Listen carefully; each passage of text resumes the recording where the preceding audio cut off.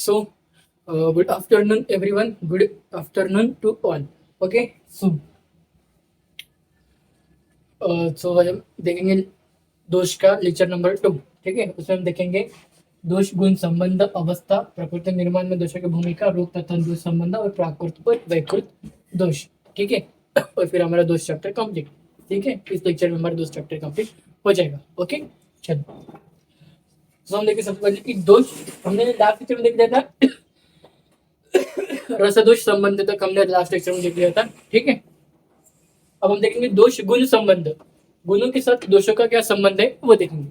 ठीक है, चलो। सो देखो, दोष गुण संबंध। ओके, गुणों के साथ। अब देखो, गुण 20 गुरुवादी गुण होते हैं, ये हमें पता है, सभी को पता है। ठीक है, ओके, चलो। तो दोष गुण संबंध क्या बोलता है?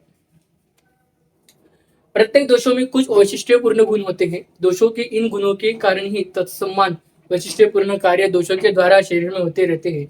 सकारात्मक वात पित्त व कफ इन दोषों के कार्यों के अच्छे से समझने के लिए प्रथम दोषों को गुणों की जानकारी होना अति आवश्यक होती है। सो विशंति गुण। सो विशंति गुण कौन कौन से आपको पता है? गुरु लघु शीत उष्ण स्निग्ध रुक्ष मंद तीक्ष्ण स्थिर सर मृद कठिन विशद पिश्चल लक्षण कर सूक्ष्म स्थूल सांद्र द्रव। तो हमारे श्लोक है, गुरु लघु शीत उष्ण स्निग्ध मंद तीक्ष्ण स्थिर कंठ विशदि पिश्चल लक्षण कर सूक्ष्म स्थूल सांद्र द्रव गुणात्मक। ठीक है, ये श्लोक है और ये 20 गुणादि गुण है के नाम। अब देखो, विशंति गुण और त्रिदोष संबंध क्या है?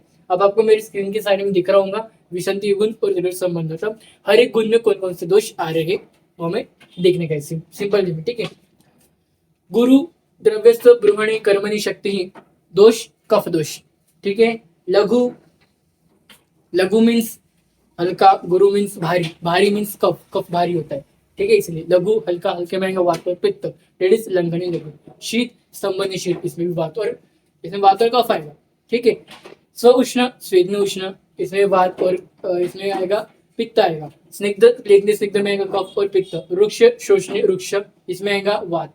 मंद शमने मंद कफ। तीक्ष्ण शोधने तीक्ष्ण पित्त। स्थिर धारण्य स्थिर कफ। सर सरम व्याप्तिशीलम सर्णशीलम रेड इज पित्त। मृदु श्लेष्णी मृदु कफ। कठिन दृढ़ने कठिन वात। विशद शालिनी विशद पित्त। पिश्चल लेखने पिश्चल कफ। श्लक्षण रोपणे श्लक्षण कफ। खर लेखने खर वात। सूक्ष्म विवरण सूक्ष्म वात। स्थूल सवर्ण स्थूल कफ। सांद्र प्रसाद सांद्र कफ और द्रव विलोमन द्रव डेट इज पित्त। ठीक है, ये हो गया हमारा विशंति गुण और त्रिदोष का संबंध हो गया। मतलब कौन कौन से गुण में कौन कौन से दोष आते हैं हमने दिखा। अब हम देखेंगे विशंति गुण में चय प्रकोप का शमन कैसे होता है। और देखो, वात दोष की अगर हम बात करें तो रुक्ष एवं उष्ण गुण के कारण वात का संचय और शीत गुण के कारण वात का प्रकोप तथा उष्ण और स्निग्ध गुण के कारण वात का शमन। रुक्ष और उष्ण गुण से वात का संचय होगा, शीत गुण से वात का प्रकोप होगा और उष्ण और स्निग्ध गुण से वात का शमन होगा। ये बेसिक नॉलेज आपको याद रहना चाहिए, कौन से गुण से क्या हो रहा है। ठीक है, क्योंकि जब आप ऋतुचर्या पढ़ते हो चरक का या अष्टांग का, तो आपको इजी हो जाता है। अगर आपको ये याद है तो आपको वही इजी समझ आ जाता है कि कौन से ऋतु में क्या प्रकोप हो रहा है, क्या संचय का प्रशमन हो रहा है। ठीक है, पित्त में शीत तथा तीक्ष्ण गुणों से पित्त का संचय होगा, उष्ण गुण से पित्त का प्रकोप होगा और शीत और मंद गुण से पित्त का शमन होगा। कफ में सेम, शीत और स्निग्ध गुणों से कफ का संचय होगा, उष्ण गुण से कफ का प्रकोप होगा और उष्ण स्निग्ध गुण से कफ का प्रकोप होगा और उष्ण और रुक्ष गुण से कफ का शमन होगा। ठीक है, चलो। अब देखो, आपको मेरी स्क्रीन के साइड में एक टेबल दिख रहा होगा, वह संचय प्रकोप शमन का। ओके, तो ये टेबल आपको याद रखना चाहिए। वात पित्त कफ, वात का संचय कौन से गुण करते हैं? उष्ण रुक्ष लघु खर सूक्ष्म एवं चल गुण। प्रकोप कौन करते हैं? शीत रुक्ष लघु खर सूक्ष्म एवं चल गुण। शमन कौन करते? उष्ण स्निग्ध गुरु मंद एवं सांद्र गुण। और पित्त, पित्त का संचय करने वाले गुण कौन कौन से? शीत स्निग्ध तीक्ष्ण लघु विश्रम एवं सर गुण। और प्रकोप का गुण उष्ण गुण स्निग्ध तीक्ष्ण लघु एवं विश्रम। शमन करने वाले शीत गुरु मंद एवं सांद्र। फिर कफ, कफ में संचय कौन करेगी? स्निग्ध शीत गुरु मंद एवं सांद्र। और प्रकोप कौन करेंगे? उष्ण स्निग्ध गुरु मंद एवं सांद्र। और शमन कौन करेंगे? उष्ण रुक्ष लघु चल एवं सूक्ष्म गुण। ये सारे गुण पित्त का संचय प्रकोप शमन, पित्त का संचय प्रकोप प्रशमन, कफ का संचय प्रकोप शमन और वात का संचय प्रकोप शमन करते हैं। ठीक है, ये आपको गुण याद रहनी चाहिए। देखो, कुछ कुछ गुण कुछ कुछ दोष भी कॉमन है, तो आपको याद रहनी चाहिए। ओके, अब हम देखेंगे अवस्था। वय, दिवस रात्र, भोजन के काल अनुसार अवस्था। ठीक है, हमने 2 पॉइंट कवर किया दोष गुण संबंध में, विषय गुण संबंध और विषय गुण त्रिवृत्त संचय प्रत्यक्ष वर्ष में। अब देखेंगे अवस्था। अवस्था में डायरेक्ट आपको एक टेबल याद रखने का है, ज्यादा कुछ नहीं। ठीक है, क्योंकि देखो जब हम दिन भर में कुछ ना कुछ खाते हैं तो खाने के अनुसार साथ में काल के अनुसार, टाइम के अनुसार हमारी अवस्था, बॉडी की अवस्था, शरीर की अवस्था बदलती रहती है। ठीक है, अब आपको मेरी साइड में टेबल दिख रहा होगा दोष प्राबल्य का।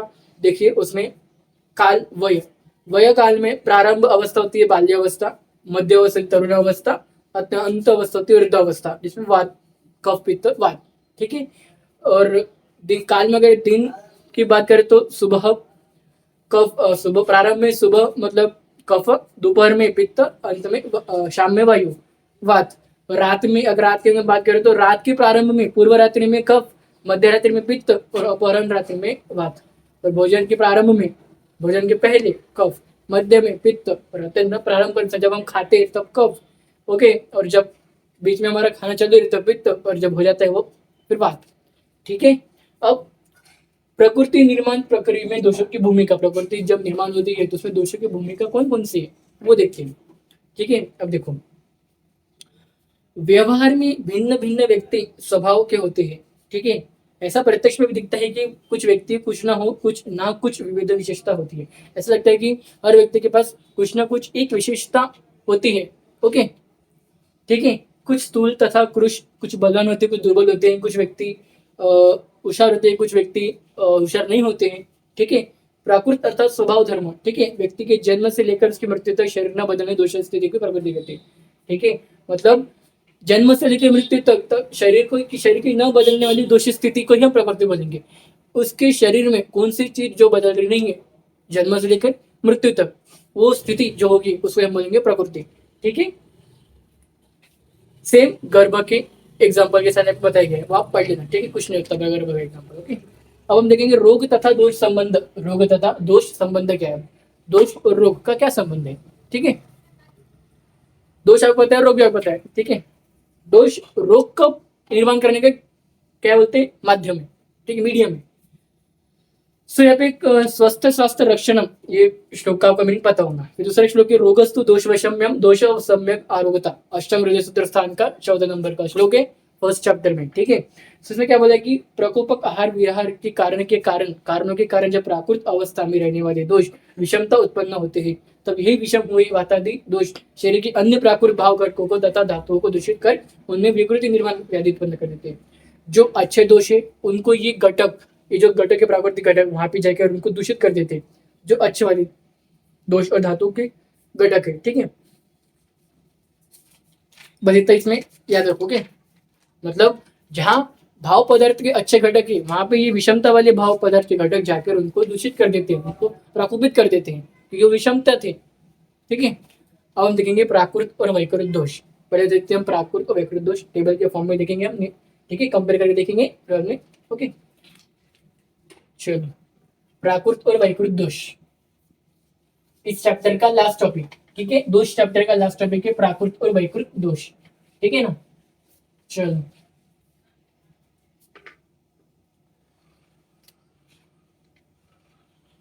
प्राकृत दोष और ये वैकृत दोष। ठीक है, प्राकृत दोष और वैकृत दोष। ठीक है ना, चलो सबसे पहले देखते हैं प्राकृत दोष मतलब क्या है।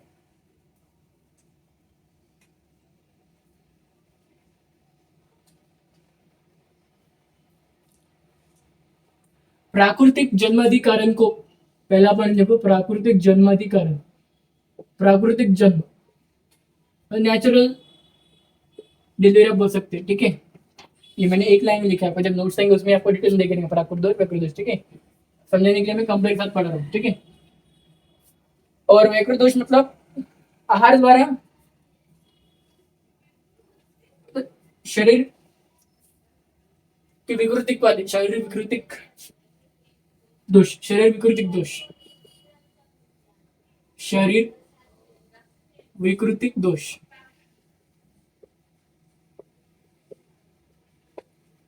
मतलब आहार से जो लेकर आहार से जो आहार लेते हैं हम शरीर में, उससे जो विकृति उत्पन्न होती है और उससे जो दोष उत्पन्न होते हैं वो शरीर विकृति दोष मतलब वैकृत दोष में। और आपको दोष नेचुरली जो डिलीवरी की समय या जब नेचुरली मतलब बर्थ होता है तब अगर कुछ डिसीज हमको आ रहे हैं तो प्राकृत दोष में। ठीक है।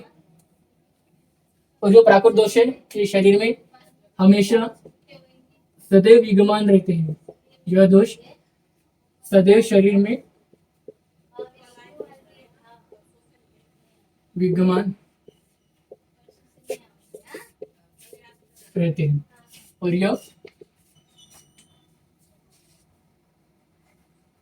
ये अवस्था के अनुसार स्थान चेंज करते हैं। ठीक है। जिस अवस्था में हमारी शरीर है उसके अनुसार वो अपनी स्थान बदल देते हैं। अवस्था के अनुसार अवस्थानुसार स्थान बदलते हैं। स्थान बदलते हैं। ठीक है। ये सदैव शरीर में एक ही जगह छुपे रहेंगे लेकिन ये अपने अवस्था के अनुसार अपने स्थान को बदल देंगे। ठीक है।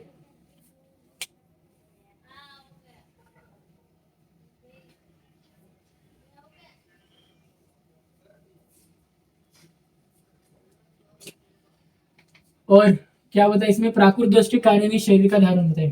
तीसरा पॉइंट, प्राकृत दोष के कारण शरीर का धारण होता है। ठीक है। इसे अगर बात करें तो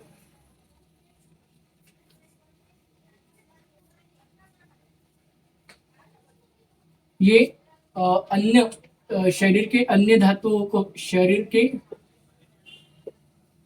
अन्य धातु घटकों को विकृत करता है। ठीक है। ये तीन पॉइंट मोस्ट इंपोर्टेंट है। तीनों भी पॉइंट प्राकृत दोष में वैकृत दोष में। ठीक है। प्राकृत तीन पॉइंट मोस्ट इंपोर्टेंट है, वैकृत तीन पॉइंट मोस्ट इंपोर्टेंट। ठीक है। ये मैंने शॉर्ट में लिखा है, आपको जब नोट्स आएंगे आपको नोट्स में डिटेल में रहेंगे। ठीक है। ओके। ठीक है ना। चलो सो प्राकृत दोष प्राकृतिक जन्म मतलब जो नेचुरली जन्म हम देखते हैं, नेचुरली दोष जो हमारे शरीर में पहले से आए हुए हैं और वो हमेशा एक ही जगह भी रहेंगे और वो उन दोषों के कारण ही शरीर का धारण होगा। ठीक है। और अगर हम बात करें विकृत दोष में तो शरीर के विकृतिक दोष मतलब शरीर को विकृत कर देंगे। वो शरीर को जो विकृत करते हैं, शरीर को जो बिगाड़ देते हैं, जो शरीर को 2 से 3 सेकंड बिगाड़ने वाले दोष जो होते हैं वो विकृत दोष होते हैं, जो अवस्था अनुसार अपने स्थान को चेंज कर देते हैं। कभी शरीर के मध्य भाग में तो कभी शरीर के अधो भाग में आएंगे वो। ठीक है। फिर हम बात करते हैं शरीर के अन्य धातु घटकों की। और जहाँ जहाँ पर इनको दिखने लगे अन्य धातु घटक तो वहां पे भी वो जाकर उस अन्य धातु को भी विकृत कर देंगे। ठीक है। मतलब जहां जिन्हें जो भी कुछ दिखता है वहां पे जाके वो उस धातु को या उस द्रव्य को क्या कर देंगे, विकृत बना देंगे। ठीक है। उन्हीं की तरह विकृत बना देंगे। ठीक है। तो ये हमारे शरीर के लिए बहुत हार्मफुल है। ये ज्यादा हार्मफुल नहीं है। ठीक है। मीडियम हार्मफुल है। ओके। तो ये था हमारा प्राकृत और विकृत दोष। ठीक है। चलो तो ठीक है, इतना इसका चैप्टर यहाँ पे दो चैप्टर यहाँ पे सिंपल वे में और इजी वे में दो चैप्टर यहाँ पे हमारा पूरा कंप्लीट होता है 2 लेक्चर में। ठीक है। सेकंड लेक्चर था दोष का। ठीक है। चलो तो 2 चैप्टर हम यहाँ पे कंप्लीट कर दिए है। अब मैं लेक्चर को यहाँ पे एंड करता हूँ। लेक्चर को एंड करने से पहले 2-3 चीजें। ठीक है। कुछ नहीं था 2 चैप्टर, आपको बस 2 चैप्टर का जो चैप्टर के पॉइंट्स और एटलीस्ट थोड़ा बहुत एक्सप्लेनेशन हर एक पॉइंट का याद रहना चाहिए क्योंकि वात दोष, पित्त दोष, कफ दोष सभी समझ में आएंगे जब आपको 2 चैप्टर समझ में आया होगा। ठीक है। ओके। और आज का सेकंड लेक्चर तो दोष का जो सेकंड लेक्चर है वो तो बहुत इंपॉर्टेंट था अभी का लेक्चर। ठीक है। अभी का लेक्चर जो समझाऊंगा उसको वात पित्त कफ दोष ये उसको आराम से समझ जाएगा। ठीक है। जब मैं वात पित्त कफ दोष के लेक्चर डालूंगा। ओके। ठीक है ना। So second lecture most important था दोष का। पहले लेक्चर तो पूरा बेसिक बेसिक था। ठीक है। वो सो डायरेक्ट याद करने वाले था पहले लेक्चर। ओके। लेकिन दूसरा लेक्चर समझ में आ रहा था। ओके। चलो सो हमारा शुरू है यूट्यूब चैनल।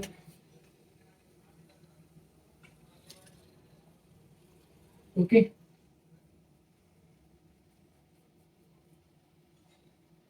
हमारा शुरू है यूट्यूब चैनल आयुर्वेदा रेडी करके। दूसरा हमारा शुरू है इंस्टा का पेज वो भी आयुर्वेदा रेडी करके शुरू है। तीसरा हमारा शुरू है व्हाट्सअप का group BAMS first year notes and lectures. चौथा हमारा शेड्यूल टेलीग्राम का चैनल।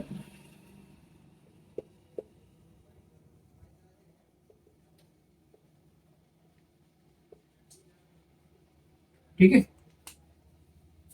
ये हमारे 4 चैनल के नाम आप सभी को पता है और पता होना चाहिए। अपने फ्रेंड्स को बताओ अपने चैनल के बारे में, उनको शेयर करो चैनल की लिंक, उनको बोलो सब्सक्राइब करने के लिए। एटलीस्ट उनको बोलो पहले लेक्चर देखो फिर सब्सक्राइब करो, ठीक है? क्योंकि आपकी ही लैंग्वेज में आपको पढ़ा रहा हूँ मैं, ना कोई मैं ज़्यादा एकदम हार्ड लैंग्वेज यूज कर दो, ना मैं ज़्यादा कोई हार्ड वर्ड यूज कर दो टेक्स्ट बुक की, ठीक है? वो मेरे को जो वर्ड्स लगते हैं कि नहीं समझने की जरूरत नहीं, तो मैं वर्ड समझाता भी नहीं, क्योंकि वो कोई ज़्यादा इंपॉर्टेंट है नहीं। जो मैं समझाता हूँ, अगर मैं जितना समझाता हूँ, अगर आप याद भी रख लेते हो, समझ लेते हो, तो आपका यूनिवर्सिटी एग्जाम में आपको कोई दिक्कत नहीं आने वाली है। ये मैं अपनी तरफ से गारंटी देता हूँ, ठीक है? तो आप लेक्चर्स को अटेंड करो, देखो, नहीं समझा तो मुझे मैसेज करो, ओके? छोटे से छोटे मिस्टेक आपको, छोटे से छोटा भी डाउट, छोटा से छोटा भी डाउट आपको आता है तो भी मुझे मैसेज कर सकते हो। ना मैं किसी को मना करता हूँ, ना किसी को मैं चिल्लाता हूँ, ठीक है? ओके ना? चलो, सो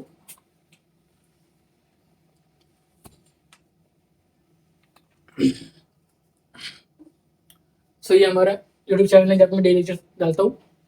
क्या करने का, लाइक करने का, सब्सक्राइब करने का, फ्रेंड्स को शेयर करने का, ठीक है? इंस्टा में डेली लेक्चर्स के अपडेट्स आते हैं और व्हाट्सएप और टेलीग्राम में daily video link of lecture साथ में नोट्स आते हैं, और व्हाट्सएप में मैं आपके डाउट को भी डिस्कस करता हूँ तभी के तभी, ठीक है? So thank you.